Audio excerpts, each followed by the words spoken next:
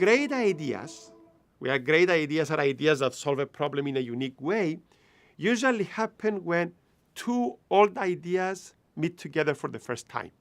So great ideas are not new ideas. They are usually a combination of existing ideas. And that's where brainstorming is powerful, because it brings together people with different experiences so they can all merge their ideas together. So that's where design thinking becomes effective, because it promotes that collaborative approach. Bring people from different parts of the organization together to bring in their different knowledge and their different expertise and provide their input into how you're going to solve a problem. And by combining those ingredients together, you can come up with new and creative ways to solve a problem. One thing that we have learned over the years is that that process doesn't work with everyone. So we have developed our own variation that also can work well with introverts. So we can ask people to individually think about 10 or 15 ways in which they can address the problem, do that ahead of time, and then meet as a group, share their ideas, and then engage into a more structured brainstorm. So a combination of individual idea generation and combined group idea generation can work really well. It's all about putting yourself in your user's shoes. Spend time with your users. Ask them questions. Think ahead, what do you want to learn? And draft some interview questions. And then engage in a conversation. Don't make it into an interview, engage in a conversation, but be prepared. What do you want to learn?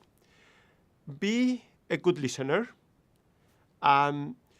Try to listen to the stories that your user is going to share with you.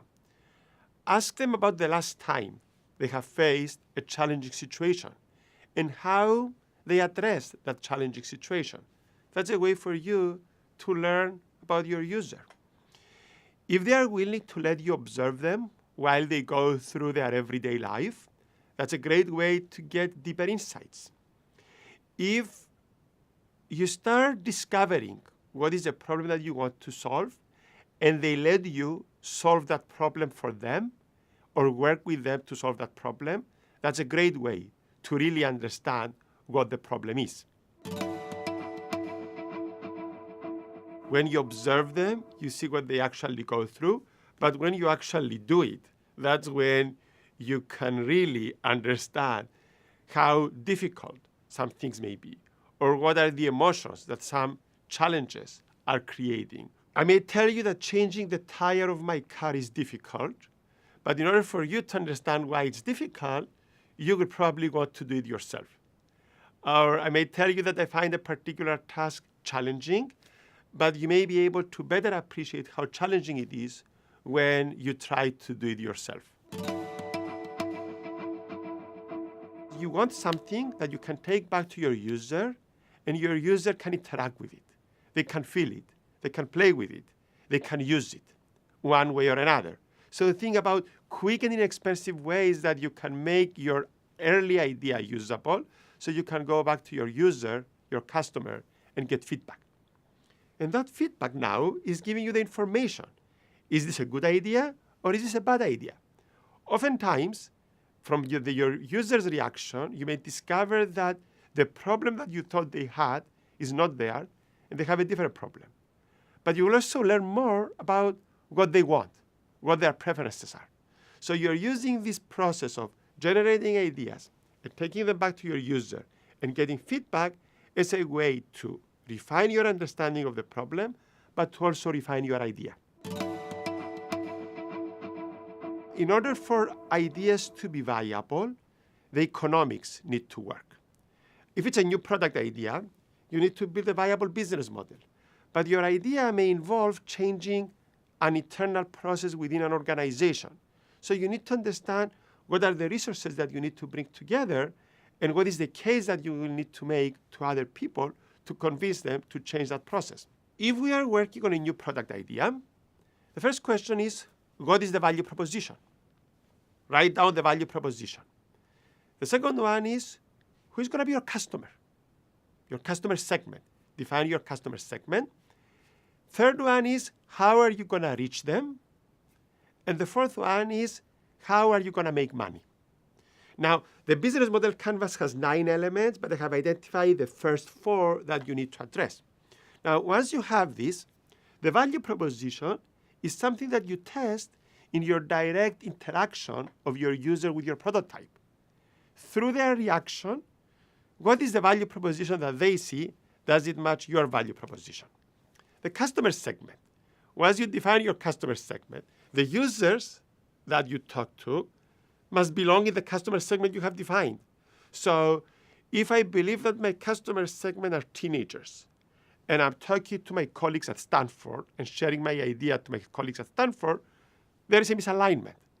If I'm targeting teenagers, the customers that I'm going to be testing my prototype with need to be teenagers. The third one is, how are you going to reach them? That's an interesting one. So if my assumption is I'm going to reach them at the mall, then try to go to the mall and find your users there. The fourth one, pricing. When you introduce a prototype, you can tell them, and when this becomes a full product, this is the price that we're going to charge. And people are going to react. So the idea is there are 4 basic elements of the business model that you need to prototype early: value proposition, customer segment, channel of how you're going to find the customer, and revenue, how you're going to make money. Make sure that as you start prototyping and testing your prototype, you do that in a way that is consistent with those elements of the business model. And that's how you can prototype a business model. There are some problems that are not solvable. You may not find a technology that is going to solve a particular problem, but what you want to do is discover that quickly. So the methodology doesn't necessarily generate better ideas than competing methodologies, if there are competing methodologies. It's just that this methodology allows you to test your ideas quickly to see which ones hold promise. Creativity is not rocket science. Creativity is a structured, systematic way to solve problems. So the first thing that I would like to tell to executives and organizations, if you are a successful executive in an organization, you are successful because you are a good problem solver. So if you're a good problem solver, you are creative. Creative doesn't mean you're Van Gogh or Picasso. They are creative in their own discipline. You can be creative in your own discipline. So if you can solve problems, you can be creative.